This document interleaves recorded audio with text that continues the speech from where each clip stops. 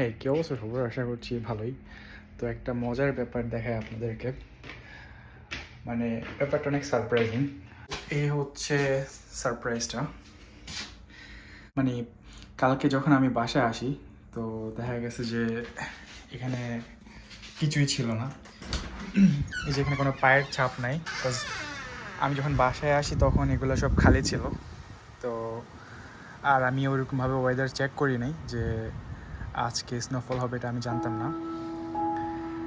এখন সকালে ঘুম থেকে ওঠার পর বাইরে আসলাম। চলেন একটু পা বাড়াই।